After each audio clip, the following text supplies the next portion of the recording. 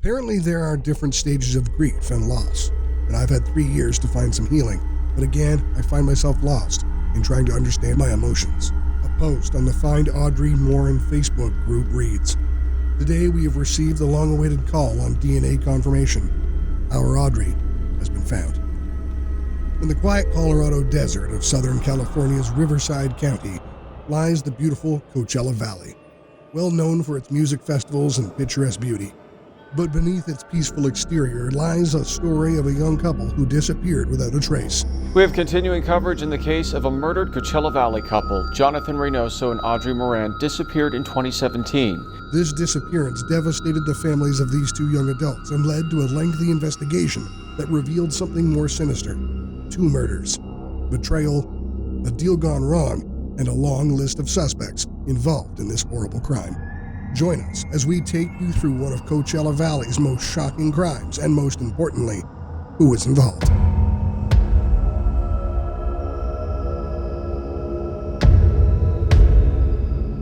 In 2018, a young couple named Audrey and Jonathan set out on a road trip to Coachella Valley, eager to soak up the sun and enjoy the music festival. But what was meant to be a weekend of fun and adventure turned into a nightmare that no one saw coming.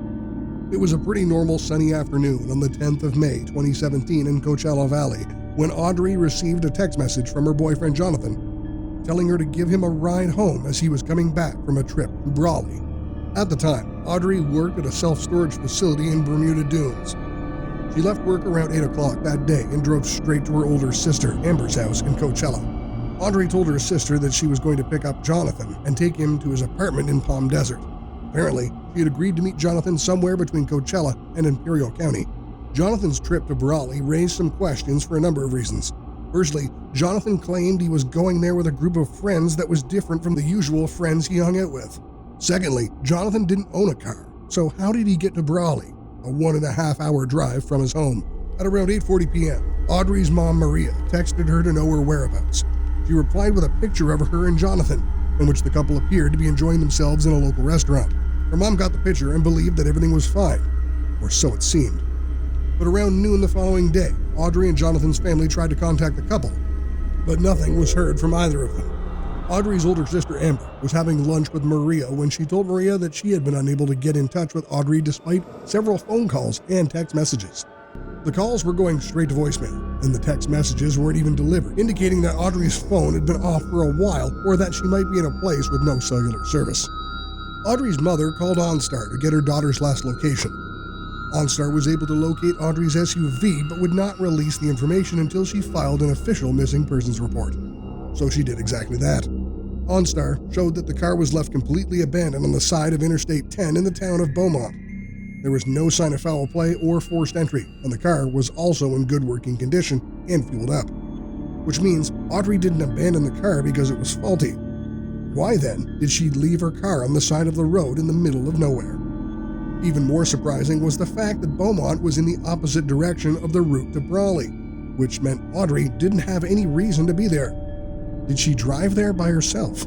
Or perhaps the car had been abandoned there by whomever was involved in Audrey and Jonathan's disappearance. By May 12th afternoon, Jonathan's family reported him missing, making the case officially a missing persons case for both teens. Going by most of the evidence available at this point, the police believed that this was more of a case of voluntary disappearance, and they suspected no foul play. However, strange messages started to pop up on social media, apparently from a man named Aaron who claimed to know the whereabouts of the couple. He sent messages like, "I know exactly where they are," and "Patience is a virtue." Following subsequent investigations by the police, it was discovered that there was indeed an Aaron connected to Audrey. Apparently, he had dated Audrey in the past, and although they were not in a relationship anymore, they still communicated frequently. The police obtained a search warrant for his house, although there was no official statement about any new discovery in the process. The police did, however, find Aaron's car he reported missing only 12 days after the disappearance of Audrey and Jonathan, and it was found burnt to a crisp. Did Aaron have something to do with this case? Was he trying to hide evidence? As the investigation into the disappearance of Jonathan and Audrey continued for months, with no solid leads and no one coming forward with useful information. However, in June 2020, a break in the case finally came. A man named Manuel Rios was arrested on unrelated charges, but during questioning, he made some shocking confessions. He claimed to have information about the disappearance of Jonathan and Audrey, as well as the murders of 2 other people.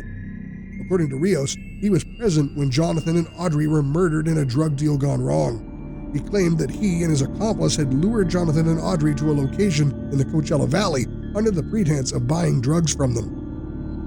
However, once they arrived, the situation quickly turned violent. Rios claimed that one of his accomplices shot Jonathan, and then they forced Audrey to reveal the location of a stash of drugs before killing her as well. Now, Mendoza believes that there was a drug deal that had gotten bad between Reynoso and the suspects, Rios and Fregoso. Rios reportedly struck Reynoso to beat him up and teach him a lesson, with no intent to kill him. However, that strike that Rios did to Reynoso ultimately ended his life. Rios also confessed to the murders of 2 other people who he claimed were involved in the drug trade.